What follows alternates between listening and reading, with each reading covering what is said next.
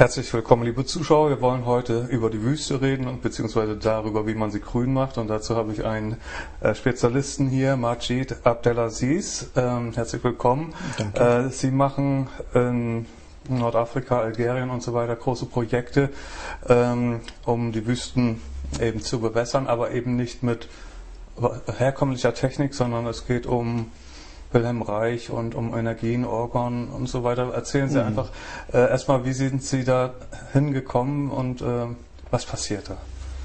Ja, wie man irgendwann mal zu einer Sache kommt, ist nicht bedingt oder mit uns irgendwie so gebunden. Ne? Es war auch irgendwie Zufall und wie man weiß, es gibt ja keine Zufälle. Ich bin vom Beruf Ingenieur, so ich habe Informatik. Davor war ich so mit Kältetechnik, Elektrotechnik habe ich gearbeitet, so bei VW damals. Und irgendwann mal hatte ich irgendwie ein bisschen diese Arbeit nicht satt, aber langweilig fand ich das, nur vor große Bildschirme zu sitzen und CAD und rum zu reisen für die Firma. Es hat mich nicht erfüllt und ich dachte, ist das alles, ja, neben Familie und so ein Beruf. Dann habe ich damals jemanden kennengelernt, der in der Wüste ein Riesenprojekt hatte. Er hat mich eingeladen und der Zufall wollte, dass ich dann irgendwie ein bisschen da hängen geblieben bin. Man sagt, wenn man die Wüste kennenlernt, es ist nicht das erste Mal, fürs erste Mal, und wenn man sie verlässt, man verlässt sie nicht für das letzte Mal. Und ich kann sagen, es war für mich so, es war ein bisschen krasser, weil damals, wir hatten das Produkt mitten im Aufruhr in Algerien, so Terrorismus und so. Wir wollten, dass dieses Stück Fläche in Djanet, Tassin in Alger nicht einfach in Vergessenheit gerät. Und das ganze Existenz von Herrn Kirani, das war sein Name, irgendwie nicht in Schwierigkeiten kommt, dass er dann, weil er lebte nur vom Tourismus, dann habe ich für ihn hier in Berlin die ITB organisiert und wir haben das erste Mal die Tuaregs eingeladen und die Leute, die waren so euphorisch, echte Tuaregs richtig in ihren Tracht in Berlin zu sehen. Dann hatten wir einen Touroperator gleich danach 94 organisiert, um das Produkt zu zeigen, und dabei ist ein Unfall, ein schweren Unfall damals passiert, wo ich mit den Insassen es waren irgendwie so 17 Leute in einem Hubschrauber. Ich bin Gott sei Dank letzte Minute irgendwie nicht verhindert worden, da reinzusteigen, weil ich da so noch ein paar Müll, so Plastik gesehen hatte, und es war auch Schicksal, Zufall.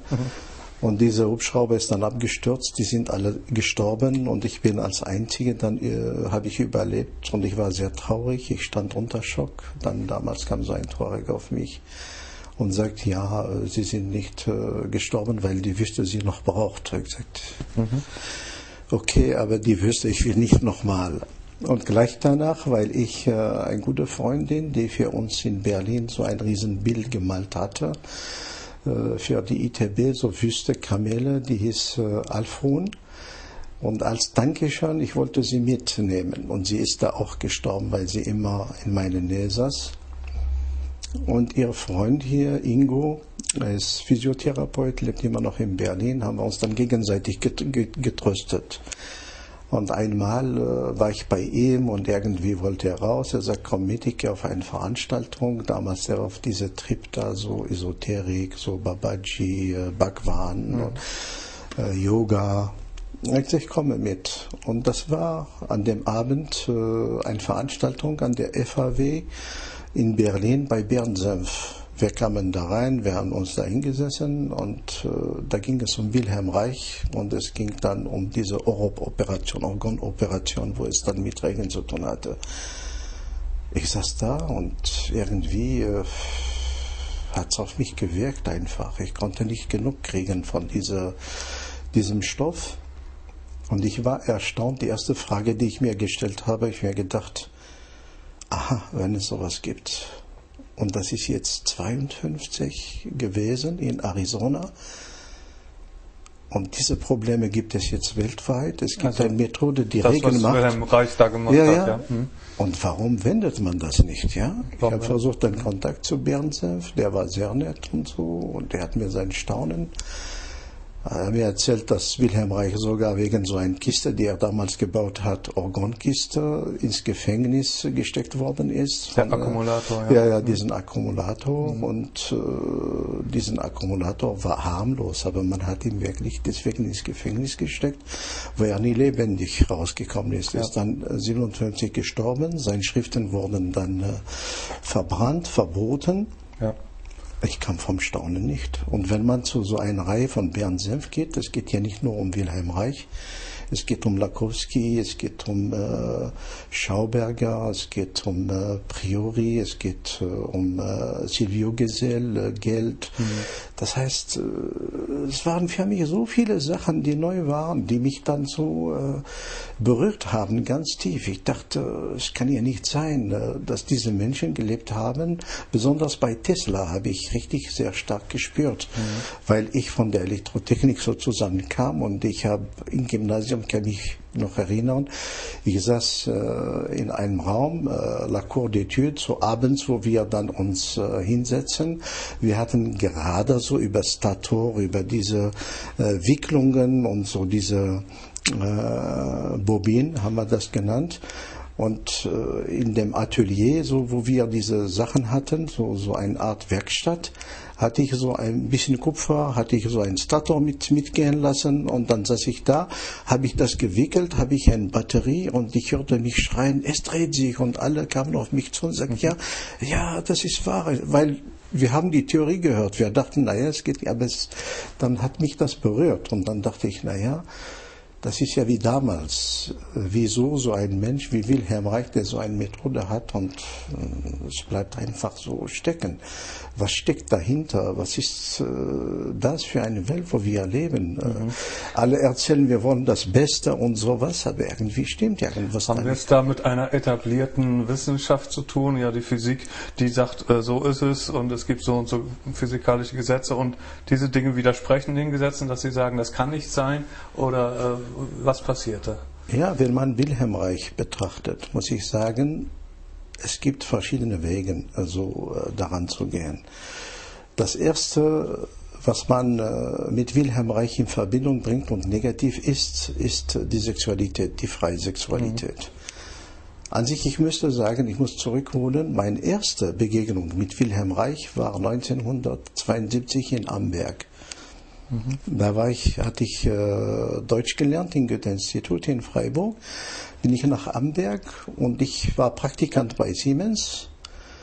Und da hatte ich so jemanden, der immer in meiner Nähe war, so ein Arbeiter, und er wollte mir so ein Zimmer vermitteln. Ich habe gesagt, okay, ist frei, kannst du haben, weil da, wo ich wohnte, es ist Amersricht, es war mir zu weit, mit dem Bus dahin zu kommen. Dann habe ich gesagt, okay, am Wochenende komme ich, gucke ich mir das Zimmer. Ich ging dahin und ich saß da unten und da war eine Treppe, die hochging.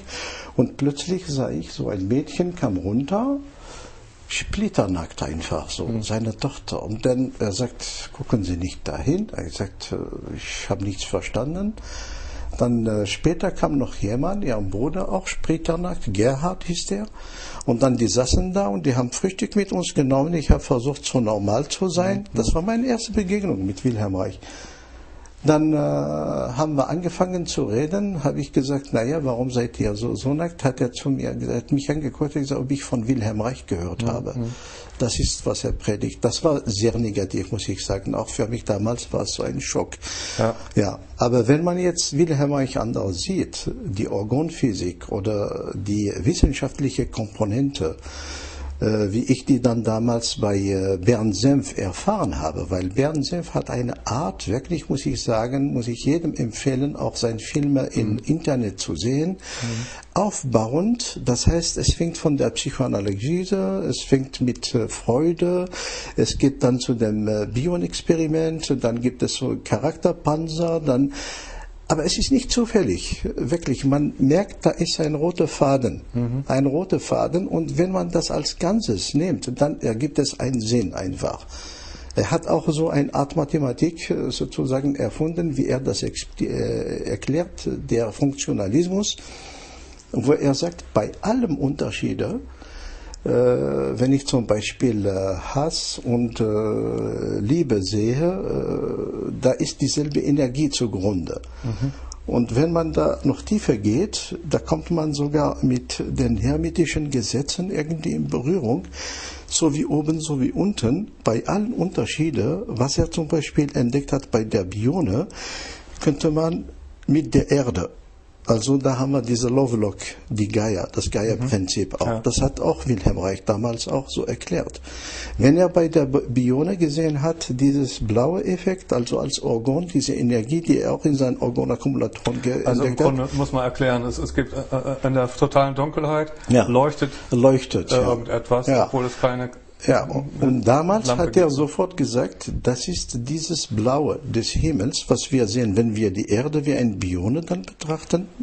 Unsere Himmel, was wir sehen, das ist diese Orgonenergie. Ja. So einfach, so simpel. Ja. Und dann mit Wilhelm Reich habe ich zum ersten Mal so ein tieferes Verständnis gekriegt für das Wetter. Wie zum Beispiel Tiefdruckgebiete oder Hochdruckgebiete und sowas. Es ist nicht nur das warme Luft, die einströmt oder sowas. Alles ist miteinander. Damals hat er vom Superimpulsion, der hat vom Jetstream, der hat von Galaxien, der hat damals nicht diese Formation, die wir jetzt mit Satellit sehen. Aber er hat sie gezeichnet, ja, und er konnte die erklären, warum die in diese Richtung sich einwirbeln und da unten auch so. Und er hat auch die Richtung von Westen nach Ost. Es gibt da also Energien und jetzt lassen wir uns mal auf die Wüstenbegrünung kommen. Also was ist da ein energetisches Problem in der Wüste, dass da nichts regnet oder? Ja, das ist ein energetisches Problem. Nicht nur Wilhelm Reich allein ist zu der Zeit auf diese, sagen wir, Erstarrung der Atmosphäre, was er Dor nennt, also Deadly Orgon. Ja. Wenn Orgon muss man so bezeichnen, das ist l'Energie vitale, das heißt Lebenskraft, Lebensenergie. Ja. Wir können das auch zum menschlichen Körper, wir können das zu einem Blatt, wir können das auch auf allen Organismen nehmen. Wenn diese Energie vital, diese Organ zum Beispiel da ist, dann alles funktioniert und organisiert. Meine Leber ist Leber, meine Niere oder ich bin als Mensch da.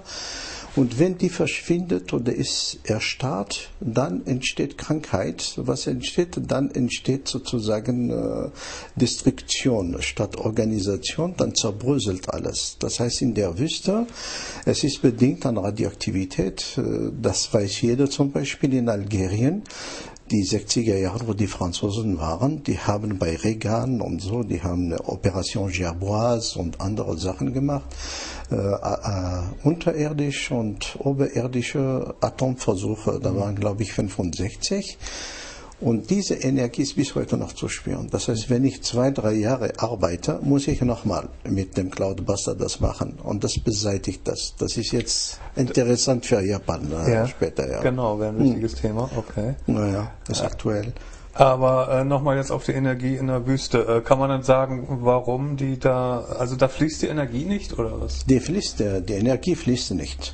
Wir können uns das so betrachten. Wenn wir ein Diagramm nehmen, die Z-Achse und die X-Achse, und dann haben wir einen Bereich, wo wir die sinus-harmonische, sagen wir, Kurve, das ist Orgon. Ja. Dann haben wir einen Bereich, wo es aufgepeitscht ist. Das ist Urano-Effekt, nennt er das. Das ist in Berührung mit Radioaktivität, weil er damals ein Milligramm Radium genommen hat, 2 Milligramm. Er hat sie, um zu sehen, ob man die Halbwerte reduzieren kann. Weil das ist ja ein Problem mit diesen Brennstäben, die wir haben. Ja. Womit? Mit diesem Müll. Er hat gesagt, wenn ich das jetzt im Orgonakkumulator reintue, was passiert? Es ist aber das Gegenteil passiert, was er erwartet hat. Es ist mehr geworden. Das heißt, er hat damals auch klar, deutlich erklärt, ein Atom, ein AKW, ein Atomkernkraftwerk kann man nicht isolieren. für Radioaktivität. Die kommt raus, egal ob wir Blei haben oder was weiß ich. Später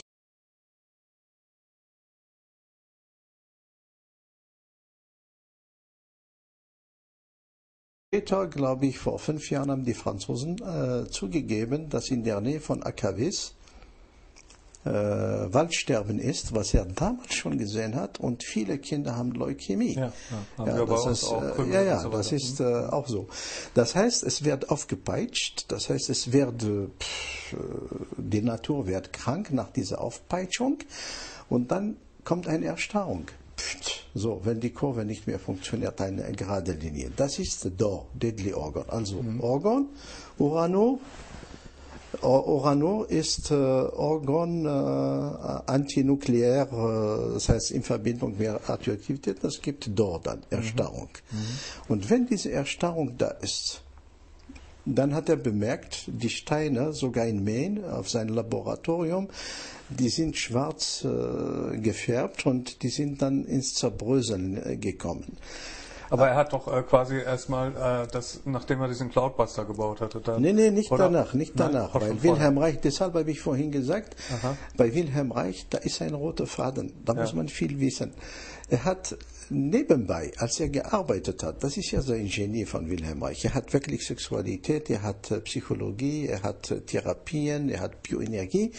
Er hat bemerkt, dass da am Rande im Fluss, da waren Röhre parallel gestellt. Er arbeitet an was anderes und er hat bemerkt, dass diese irgendwie so Energien ausstrahlten im Wasser. Er hat es wahrgenommen, er hat es nicht notiert. Aber bei ihm, diese Phänomenale, wie bei zum Beispiel Tesla, er konnte, bevor er irgendwas macht, visualisieren. Er hat es so gesehen. Bei Wilhelm Reich, er hatte viele Sachen und diese Sachen hat er nicht vergessen. Dann hat er sich erinnert an diese Röhren, in diese dramatische Situation, diese DOR nach diesem Uranor, wo wirklich schwarze Wolken schlieren und alles war krank und die Vögel waren weg auf dem Gelände. Hat er sich an das erinnert und intuitiv hat er diese Röhren genommen. Er hat sie dann gen Himmel und dann hat er mit Schläuche das Wasser, er hat sich gedacht, Wasser zieht diese DOR-Energie, diese Gammastrahlen der Radioaktivität und er hat bemerkt, wow, da geschieht ja was. Nicht mal so 2 Stunden kam wieder zum blauen Effekt, zum leuchtenden blauen, der Himmel wurde belebt und sowas und dann kamen wieder andere Wolken. Dann später hat er experimentiert, wenn er zum Beispiel die Röhre direkt auf eine Wolke, die Wolke wurde schwach. Das heißt, das Organpotenzial, der hat da Gesetze irgendwie entdeckt und so aufgeschrieben, wurde dann klein. Aber wenn er daneben das Feld schwächt, dann, weil die Wolke ist ja ein Organgebilde, die wurde größer. Und so ist das als Nebeneffekt dann sozusagen gekommen, dass ich kann sowohl damit Regen machen, indem ich Wolken vergrößere oder verkleinere.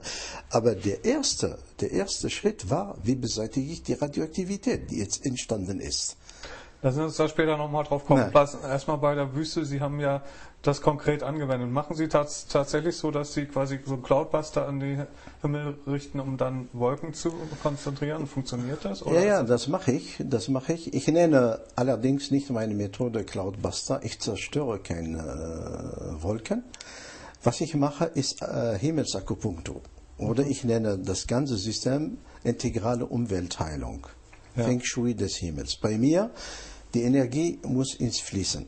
Und wenn sie fließt, dann geschieht ein Wunder.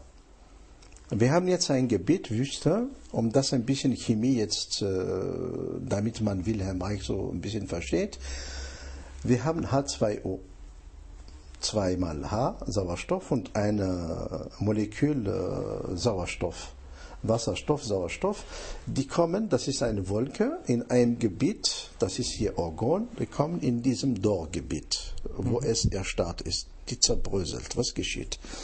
Die H bleiben allein und die O's bleiben allein. Und unter dieser Umgebung, diese jetzt Dor-Energie, diese erstarrte, diese O's, die da jetzt freischweben, bilden O3. Das ist Ozon. Ozon, ja. Und die bleiben so lang. Wenn ich die jetzt wieder das Dorf wieder beseitige. Diese Os haben keine Fähigkeit mehr, die zerbröseln und die sind frei, die bilden sich dann zu Wasserstoff, die da vorhanden ist, unter anderen Bedingungen. Deshalb viele Wissenschaftler, die fragen mich, ja, woher kommt in der Wüste jetzt Feuchtigkeit, ja?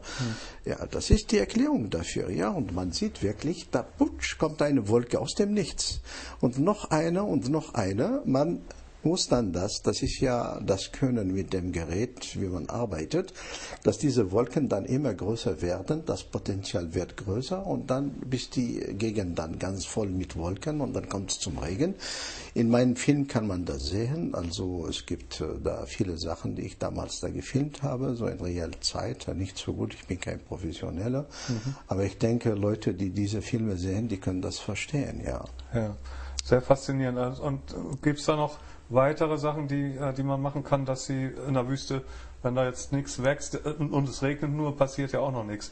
Passiert noch etwas am Boden, wo Sie auch sagen, da bauen wir Energien auf mit Steinen oder ich weiß nicht, mit was kann man machen? Ja, wir haben damals, als wir das Gelände da gesucht haben, es war wirklich leblos, man merkte das und jeder andere würde sagen, der ist verrückt, hier was zu machen. Dann haben wir angefangen, die Steine nach altruidischen Wissen, schamanistischen Wissen umzuwenden, zu klopfen, diese Ton da sozusagen polarisiert. Also die ganze Steine Sache haben plus minus sozusagen. Ja, die haben und dann haben wir dann mit Produkten der Firma Pinagetic, die mit mir damals auch gearbeitet hat und mich unterstützt hat, so Plocher, das war der Vater von denen, der Daniel hat mir da ein paar Produkte zur Verfügung gestellt. Mir ging es darum, damals, wenn ich jetzt Regen mache in der Wüste, weil es gibt ja ein Tuareg-Sprichwort, der sagt, versuche nie dein Lager oder zum Schlafen in einem trockenen Flussbett. Es ist wirklich so. Man hat keine Zeit mitzukriegen, dass Wasser da ist und man ist gestorben. Viele haben dafür teuer bezahlt. Warum? Weil die Wüste ist trocken. Wenn der Regen kommt, man kann das so vergleichen wie eine elektrische Platte, wo man kocht. Ich lasse ein bisschen Wasser, es kugelt sich, weil es heiß ist. Ja. Das heißt, da kommt Schauberger in Frage. Ich mache Bäume zuerst, unseren ersten Bäume, die wir da hatten, wir haben die richtig so mit einer Ziterne und haben wir die dann 2-3 Mal die Woche dann gegossen, dass die dann Form und ein bisschen Zeit genommen. Wenn dann die Bäume da sind, dann entsteht ein bisschen Schatten. Ja. Wenn der Schatten und der Boden wird gelockert, ein bisschen durch die Wurzeln. Ich habe damals 2004 angefangen, 2005 im Juli habe ich die erste Cloudbusting-Operation gemacht. Und als der Regen kam, es gab nicht so diese Desaster oder was weiß ich, der Boden konnte das aufnehmen. Ja. Das sind wirklich ganz genaue, überlegte Schritte. Viele Leute sagen, ach, der Regen mache ich. Ich sage immer, ich mache keinen Regen. Regen für mich, das ist nur ein Punkt in meinem System, ja. Und dieses System beinhaltet zum Beispiel, neben jetzt, sagen wir, Orgakult oder Elektrokultur oder, da kommen alle diese Wissenschaftler, die wirklich was gefunden haben, was simpel ist, was nicht viel kostet, aber die sind alle zugunsten der Pharmaindustrie oder Chemikalien irgendwie beseitigt worden. Ja?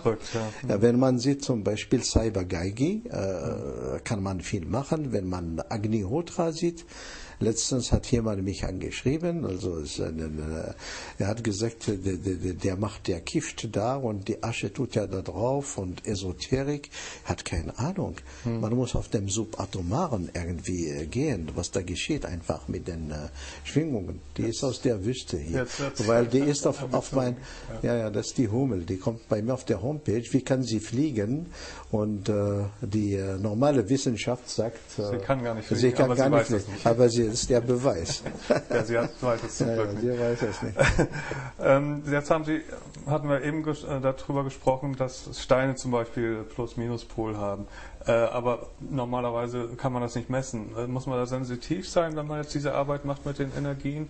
Spüren Sie das oder muss jemand, der da arbeitet, muss der das spüren? Oder wie geht das? Sensitiv ist jeder sozusagen. Auch Organenergie kann ich mittlerweile auch sehen, diese kreiselförmige und sowas. Am Anfang konnte ich das auch nicht, aber wenn man sich damit, ist eine Übungssache. Ich rate jedem zum Beispiel, um da reinzukommen, das ist eine Frage der beide Gehirnhälften. Also links und rechts. Wir haben ein kreative und wir haben ein rechnerische links. Das heißt, meine rechte Hand geht zu der linke und meine linke geht zu der rechte. Wenn man sieht, wenn wir Kinder sind, man verbietet uns mit links zu schreiben. Das heißt, damit die kreative runter bleibt. Also das ist meine Interpretation jetzt. Okay. So. Deshalb habe ich immer versucht, mit links auch, wo ich klein war, zu zeichnen oder so. Vielleicht habe ich auch die rechte Seite dadurch irgendwie aktiviert. Und wenn man das hat oder wenn man das nicht kann, ich sage immer Leute, die mich fragen, wie kann ich da reinkommen und so. Ich habe bemerkt, es gibt so Bilder, die man, wenn man sie normal betrachtet, verschwommen sind. Und wenn man so da reinguckt und langsam, dann sieht man ein 3D-Bild. Das ist eine sehr, sehr gute Übung, um das zu aktivieren, weil in dem Moment, wo man das sieht, dann staunt man, dann ist wie eine Befreiung. Dann merkt man, weil da sind die zwei Gehirnhälften wirklich dann synchron. Und da nimmt man etwas wahr, was man normalerweise so nicht wahrnimmt. Ja, und da spürt man das erste Mal, dass das Denken abnimmt, dass das Denken ausgeschaltet werden kann einfach. Dass man nicht immer, ach, das kann nicht sein und immer, ja, was machst du da? Und dann ist man in Berührung mit ein Stück Wahrheit. Ja, mit einer Realität, die vorher irgendwie verborgen war. Weil wie kann so ein 2D-Bild, ist alles verschwommen, ich gucke, ich verstehe das nicht und dann gucke ich, sage, das kann nicht sein und plötzlich gucke ich und plötzlich geschieht das, wirklich, also und dann geschieht auch was im Gehirn, ja, dann sieht man, also da ist was. Übung. Das wäre eine sehr gute Übung, empfehle ich wirklich jedem. Ich weiß nicht, damals gab es diese Bilder, sogar in jeder Zeitung und sowas, es war so Mode. Ja, ich kann mich erinnern. Ich hatte nie Probleme. Ich gucke ohne Konzentration, habe ich schon ein 3D-Bild gesehen. Ne? Und Leute am Anfang, die haben das nicht gesehen. Aber wenn man einmal drin ist, dann ist man schon drin. Dann sieht man das auch sofort. Ja. Dann lassen Sie uns nochmal zum Cloudbuster kommen. Also Wilhelm Reich hat da ja was entdeckt. Jetzt werden ja überall diese auch Cloudbuster genannt, verschiedene Weiterentwicklungen, die Leute eben mit diesen Kupferrohren und dann unten Kristalle drin und was weiß ich, Gießharz und so weiter. Was halten Sie davon? Hilft das irgendwas? Es gibt viele Bewegungen. Es gibt jemanden, der das ins Leben gerufen hat, das ist der Don Croft. Ich halte ihn für sehr kompetent und das, was er gemacht hat, ist nicht daher geholt. Aber jetzt die Sachen, die man damit macht, ich gehe ein ganz einfaches Beispiel. Wie arbeitet ein Cloudbuster, wenn man richtig tief drin ist? Weil ich habe diese Methode auch sozusagen vertieft und mitten in der Wüste, ich benutze nur einen kleinen Becken. Ich arbeite mit der Pyramidenenergie sozusagen und ich weiß, worum es da geht, was mit dem Wasser geschieht, warum es keinen Dor speichert. Das heißt da, wir lösen ein Dor auf, was als Erstarrung in der Atmosphäre ist. Was geschieht jetzt mit einem Chembuster? Ein Chembuster ist in einem Eimer meistens. Dieser Eimer ist ein Gemisch aus Harz und Spänen. Ja. Was macht das? Das ist ein Organakkumulator. Was macht ein Organakkumulator? Der hat Energie. Diese Energie muss nach außen, muss durch diese Röhren fließen. Ja. Das ist das Gegenteil vom Cloudbuster. Cloudbuster, der zieht und der strahlt. Wenn ich strahle am Anfang, ich kann vielleicht diese Streifen da lösen, was ich auch sehr gut machen kann mit einem Cloudbuster. Ja, also Cloudbuster, der baut auch diese Wolken und er vermischt das und er beseitigt alles mit einem starken Wind, was kommt. Ja. Aber ein Chembuster, der löscht, was geschieht dann? Dann nimmt zum Beispiel diese Organ, was da oben ist, da kommt noch ein anderes Organ unten. Man kann das so vergleichen, wenn man jetzt eine schöne Dame hat in der Nähe, man streichelt sie 1 Minute, 2 Minuten Aber nach einer Stunde oder 2 Stunden kriegt man eine gelatscht, weil es zu viel ist, ja. Weil das ist ja das Problem. Diese Kennwasser, die kann man nicht beiseite legen. Die sind immer aktiv oder ausschalten. Ja, ja. Und da wirklich appelliere ich an alle, die das benutzen, oder Lionel Ricci, glaube ich, in Afrika, der ist Architekt. Ich bin nicht jemand, der jetzt hier behauptet, ich kenne alles oder ich will denen hier Ratschläge. Nur, dass sie sich das vielleicht ins Herzen nehmen, wie man das abschaltet einfach. Weil ich schalte mein Gerät ab. Ja. Ich habe es sogar 2 Jahre nicht benutzt und es hat funktioniert. Es geht darum, die Erde in ihrem natürlichen Ursprung, wo sie noch stark war, ihr Immunsystem zu stärken. Aber nicht ein Patient werde ich nicht jedes Mal füttern und sowas. Ja. Das ist mein Problem mit dieser Chembuster. Ich habe gerade auch einen gebaut und ich versuche da auch Lösungen zu finden. Wie man den abschalten oder was man da machen kann und so, weil wenn ich die Sache gehe ich wirklich sehr tief rein. Aber wenn man diese Röhren am Ende verschließt, wäre es dann nicht aus, oder? Nein, es wird nicht aus, weil diese Organenergie, habe ich gesagt, kann man nicht, die ist omnipräsent überall. Die ist im subatomaren Bereich. Das ist dieses Blau, das ist diese Energie. Das ist Zero-Point-Energie, nennen welche das, Chi, Prana oder was weiß ich. Die kann man nicht, sonst würde, sagen wir, eine Niere nicht Niere sein. Das ist das 5. Feld, so das alles sozusagen organisiert in dieser Form, ja. Lassen Sie uns nochmal, wir haben eben von Radioaktivität gesprochen, da hatte Wilhelm Reich ja schon mit zu tun, und wir haben ja im Moment aktuell die Situation mit Fukushima, Japan. Was kann man da machen mit dieser Technik?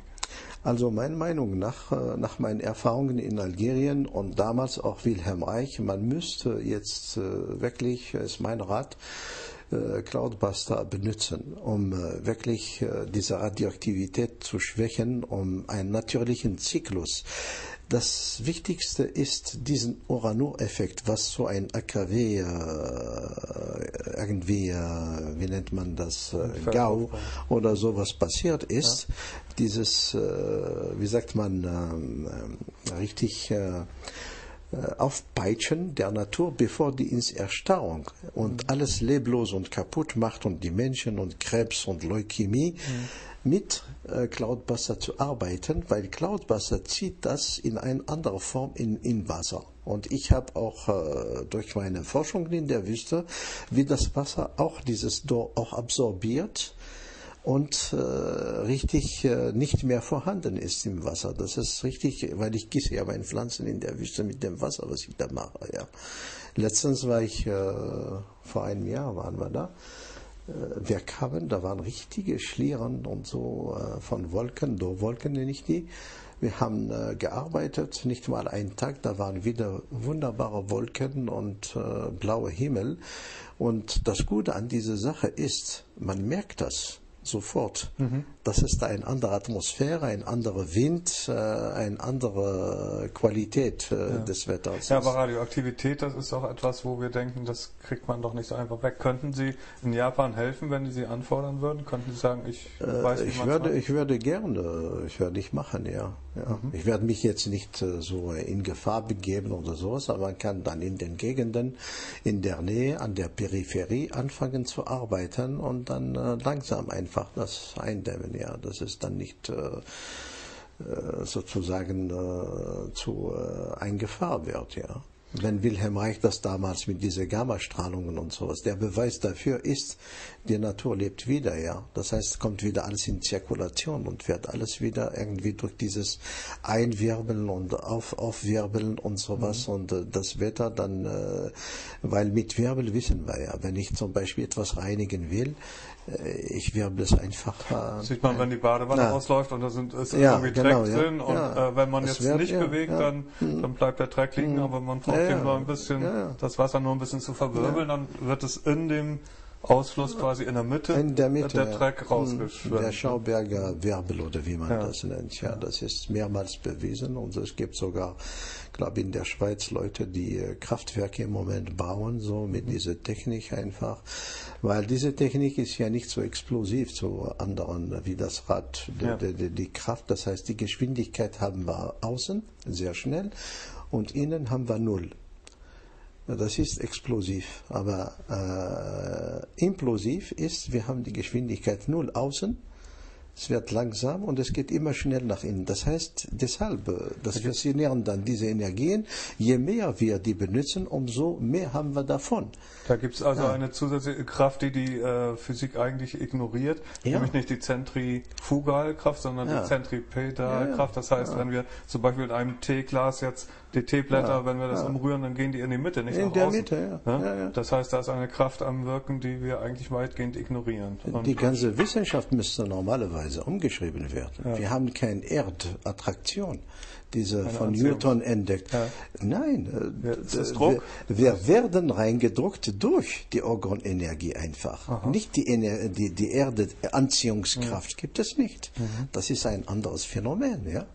Da könnte man ja ganz andere Technologien auch... Ja, und so kann ich zum Beispiel die Welt anders erklären. Mein Herz ist ja kein Pumpe. Der pumpt nicht mein Blut bis dahin oder sowas. Das ist ein Wirbel, das ist diese Kraft einfach, die erreicht wirklich, und so kann man das richtig nachempfinden. Ne? Ja. Wie sehen Sie denn im Moment die Bedingungen für solche Erkenntnisse? Wir haben ja eine Welt, die weitgehend das ignoriert, ein materialistisches Weltbild, was überall vorherrscht und Mächte, die scheinbar auch auf dieser Ebene auch noch Macht ausüben wollen, indem sie nichts anderes hochkommen lassen. Sehen Sie, dass da die Chance jetzt ist für einen Wandel, dass das kommen kann? Alles tendiert dahin. Wir haben vorhin uns unterhalten. Und weil es gibt eine Weisheit, die wir alle kennen, ich glaube nur, was ich sehe. Oder was ich höre, werde ich weiter sagen. Wenn ein Baum fällt, haben wir vorhin diskutiert, der macht viel Krach. Alle nehmen ihn wahr, aber hinter dem Baum ist ein Wald, der wächst, der ist viel größer und keiner nimmt ihn wahr. Und das ist das Wichtigste. Als Carlos Rubiá damals seinen Nobelpreis gekriegt hat für eine Formel, die er berechnet hat, weil Einstein hat es auch gesagt, Materie ist gefrorene Energie. Um eine Einheit an Materie zu schaffen, brauche ich 1 Milliarde Einheiten an Energie dahinter, damit ich das sehe, diese Einheit. Ja. Unsere klassische Denkweise oder Lebensweise oder Wissenschaft interessiert sich für diese Einheit, aber die vergisst diese 1 Milliarde Sachen dahinter. Aber jetzt die Leute, die fangen an, durch Meditation, durch Bewusstseinserweiterung, das aufzunehmen. Und deshalb sage ich, damals habe ich viel Salat gepflanzt in der Wüste. Ich habe gesagt, warum? Er hat gesagt, damit die Leute bewusster werden, indem sie Salat essen. Ja, wieso? Was hat Salat mit Bewusstsein zu tun? Ich habe gesagt, ja, Salat trägt sein Herz im Kopf. Und so muss der Mensch auch sein Herz im Kopf tragen. Sehr interessant. Mit dem Herzen denken. Ja. Also Sie haben ja eben gesagt, wir glauben nur, was wir sehen. Bei Ihnen in der Wüste könnte man jetzt also sehen, dass mit dieser Technik, die eigentlich physikalisch nach dem alten Weltbild nicht funktionieren dürfte, tatsächlich etwas stattfindet. Ja, es war damals auch wirklich, wo meine Frau sagt, wir müssen das machen, haben wir gemacht und wir waren ein Familienbetrieb, jetzt wollen wir das nach außen bringen. Weil Praxis, wie sagt man, Theorie ist gut, aber keiner versteht es. Praxis ist auch besser, aber keiner weiß, wie es funktioniert. Aber ein Beispiel ist eine Mischung aus beiden. Das ist wie dieses Bild der 2D vorhin, deshalb habe ich es genannt. Man hat es, da ist beides, Theorie und Praxis drin. Aber wenn man dann beides hat, man guckt und man spürt was. Und das ist das, was ich beabsichtige. Jeder kann nach Djanan kommen in Algerien. Und wenn man da ist, dann wird man sehen, was das ist. Da stehen das ist also ein Projekt, wo Sie haben sehr viel Land da, Sie wollen autarke Lebensgemeinschaften auch bilden. Wäre das vielleicht auch für den einen oder anderen Zuschauer, der sagt, ich möchte gerne in so einer Gemeinschaft leben und was tun? Ich habe eine Fähigkeit. Hätten Sie da Interesse? Oder? Es ist sogar erwünscht. Wir haben das geschaffen. Wir machen es jetzt offen und öffentlich für die ganze Welt, unabhängig von Religion oder Glauben oder Richtung. Jeder, der meint, er hat sein Herz im Kopf, der kann dahin kommen, sich einbringen, leben. Im Moment haben wir Probleme, um die Einkünfte zu schaffen. Jeder kann mit 15.000 Euro so eine Einkunft auch für sich selber da unten bauen. Das Problem ist, sie gehört ihm nicht, aber er kann darüber verfügen sein Leben lang, weil man kann es nicht vererben, aber das ist ein Beitrag, dass es dann schneller geht. Wäre das jetzt ein Haus oder eine Wohnung? Oder Ja, so eine Art Wohnung mit einem Zimmer, mit Schlaf, mit und sowas mittendrin im Geschehen. Es gehört ihm, er kann darüber verfügen, er kann da bleiben und so. Oder andere, die das nicht können, die können sagen, ich bin Maurer, Elektriker oder ich mache das und ich möchte da leben und mich einbringen. Es soll so eine Art Ökodorf auf 30 Hektar. Wir haben jetzt gerade noch 2000 Olivenbäume gekriegt, was wir pflanzen wollen. Wir haben 3000 Apfelbäume. Wir haben gerade auch letztes Jahr 2000, glaube ich, Aprikosen. Insgesamt haben wir jetzt fast 100.000 Bäume da, so also mit Windschutz und alles. Ja. Sie können sich autark da irgendwann ernähren? Autark auf jeden Fall. Wir haben eine Samen-Datenbank. Wir wollen unsere eigene Baumschule. Wir sind in der Einsiedlungsphase nach Feng Shui. Mensch, Tier, Baum und so muss zusammenkommen und auf diesem Raum irgendwie leben. Aber es gibt einen Punkt.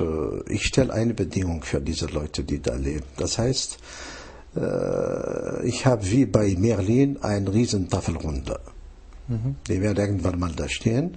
Das Essen steht in der Mitte. Es kann Salat sein, es kann was anderes sein, vegetarisch und so. Die Leute sitzen rundherum. Jeder kriegt einen Löffel 2 Meter lang. Er kommt an dem Essen. Er will, wie sein Ego ihm befehlt, essen, aber er kann sich selber nicht füttern und er muss sein Gegenüber füttern, ohne zu erwarten, dass er ihn füttert. Und der andere auch. Das heißt, erst einmal an dem anderen denken, geben und dann, ohne zu denken, man kriegt zurück und man kriegt auch zurück automatisch. Ja, nur so kann die Zukunft funktionieren. Ja, wir haben ja gesehen, wie das funktioniert bisher und wir wissen alle, so kann es nicht weitergehen. Gehen. Und es ist sehr interessant, was Sie da haben. Ich denke, wir werden sicherlich viele Leute haben, die das interessiert, die möglicherweise, Sie könnten ja sehr viel machen, ob es jetzt mit Radioaktivität oder was auch immer. Auf jeden Fall. Vielleicht kommen da Anfragen. Ich würde es mir wünschen. Ja, würde ich mir auch wünschen, weil was da unten funktioniert hat, weil ich habe andere, wie sagt man, nicht nur jetzt Cloudbuster, es gibt diese Agnihotra, es gibt andere Verfahren, die auch sehr effizient sind, weil diese Radioaktivität, also es gibt nichts auf dieser Erde, was nicht sozusagen heilbar ist. Nur die Radioaktivität, wenn man Walter Russell liest und so, gehört nicht an die Oberfläche. Wenn ich jetzt zum Beispiel einen Baum habe und ich habe einen Apfel, dieser Apfel reift. Ich muss als Mensch mit meiner Intelligenz sehen, dass dieser Apfel reif ist. Ich kann ihn essen. Aber ich warte nicht, bis dieser Apfel gefallen ist, zermürdert ist und dann volle Würmer, er gehört dann woanders und ich kann das nicht essen. So ist das mit der Radioaktivität, die in ihrem natürlichen Zustand unter der Erde wirklich gehört, damit an der Oberfläche Humus und sowas entsteht und sowas. So. Ja, man kann es nicht holen und da. Radioaktivität werde ich nichts dagegen haben und diese radioaktive Zentralen, die man überall jetzt wie Pilze baut und sowas, aber beherrscht der Mensch diese Technik? Offenbar nicht, das sehen wir. Radioaktivität ist wirklich im Moment das Todesprinzip der Natur. Aber ich finde sehr interessant, Sie haben sehr viel Wissen darüber, das heißt, ich hoffe, dass sich Menschen an Sie wenden können. Es ist ja, Sie haben eine Homepage, desertgreening.com und erfährt man da wahrscheinlich auch eine Menge und kann Sie kontakten? Ja, auf jeden Fall kann man mich kontakten, jederzeit. Also ich habe da eine E-Mail-Adresse. Ja. Und zumal werden es nur viele E-Mails, die kann ich nicht sofort beantworten und es gibt immer mehr Leute, die sich jetzt einbringen. Demnächst gibt es auch einen Artikel diesbezüglich, ein dreiteiliger im Raum und Zeit, wo auch über Radioaktivität eingegangen ist. Also wenn die Leute Machen Sie auch Seminare oder Workshops oder Vorträge? Ja, ich bin im Moment international unterwegs für andere Länder, weil ich versuche, dass diese Länder statt jetzt nur Wasser aus dem Boden und die Selze steigen hoch und so in den Wüsten und so, sensibilisieren, dass es was anderes gibt. Ich mache das unentgeltlich, nehme kein Geld dafür. Die Leute laden mich ein, zahlen Ticket, Beherbergung und wenn sie zufrieden sind, dann gibt es eine Spende für mein Projekt, weil ich habe ja eine Vision von Marokko bis Saudi-Arabien und darüber hinaus Dubai will ich eine 15 oder 20 Meter breite Welle, grüne Welle, mitten in der Sahara mit meiner Methode entstehen lassen durch verschiedene Länder und darüber habe ich schon vor 4 Jahren, bevor diese Unruhen in Afrika, Nordafrika und diese Klimaflüchtlinge, wie ich die nenne, scherrenweise nach oben kommen, hätten sie da ein Bleibe gefunden. Die werden gelehrt, geschult, zurück. Aber jetzt sind wir mitten im Desaster, was ich wirklich vor ein paar Jahren gesagt habe. Sehr schade ist ja auch, wir haben im Vorgespräch darüber geredet, dass Gaddafi in Libyen eigentlich eine riesige auch Wüstenbegrünungsanlage eigentlich gebaut hatte, und zwar ohne das Geld der Hochfinanz, sagen wir mal, der Weltbank, also ohne sich abhängig zu machen, und jetzt wird er bekämpft und bombardiert. Ja, also ich habe Hut ab vor dem, was er gemacht hat. Gaddafi hat wirklich ein 8 Weltwunder geschaffen und er war kurz vor der Eröffnung. Wie Sie sagten, hat kein Geld genommen von der Weltbank und sowas. Das war sein Fehler, weil er will wirklich die ganze Region Sudan und Ägypten und so autark, auch unabhängig mit alles drum und dran, weil das Projekt muss man gesehen haben, ne? Was für eine Riesengröße ist. Wirklich ein 8 Weltwunder. Und er hat Erdöl, und wenn das geschaffen wird, dann wird es dann ein Problem für die Welt, ja. Wir sehen leider, die alten Mächte sind noch überall am alles kaputt machen, aber ich denke, es ist eine Zeit des Wandels. Wir haben ja auch darüber gesprochen, dass wirklich sich die Dinge verändern. Das heißt, es wird nicht so weitergehen. Es verändert sich. Es gibt sogar jemanden, der einen Nobelpreis dafür gekriegt hat. Hat mit Gase gearbeitet. Die Gase kann man verflüssigen. Und wenn ich jetzt ein Gas verflüssigen will, ich brauche wirklich, ich habe gestaunt, als ich das gehört hatte, jemand hat es rausgefunden, 1% Flüssigkeit. Das heißt, ich mache so weit, bis ich 1% erreicht habe, dann ist das richtig alles flüssig. Und so per Analogie geschieht es auch mit jeder Sache, auch mit unserer Entwicklung. Wir sind jetzt bei unserer Verflüssigung, würde ich sagen, bei vielleicht 99%. Noch nicht. Das heißt, dieses Prozent erreichen wir bald. Ja? Und dann, keiner versteht, dass wir... Quantensprung wahrscheinlich. Ja, das ist dieser Quantensprung. Der Prigozhin nennt das der Bifurkationspunkt einfach. Ja. Ja. Sehr interessant. Also wie gesagt, wir merken ja, dass Sie sehr viel Wissen haben. Wir können ja hier in der Sendung nur vieles kurz anreißen und anregen, aber es zeigt, dass Sie Wissen haben, was wirklich sehr gut vielen Menschen helfen könnte und viele Projekte voranbringen könnte. Deswegen hoffe ich, wir konnten mit dieser Sendung da was zu beitragen, das bekannt zu machen, und ich hoffe, dass Sie noch viele interessante Sachen machen werden. Vielen Dank, Majid Abdelaziz. Dankeschön. Ja.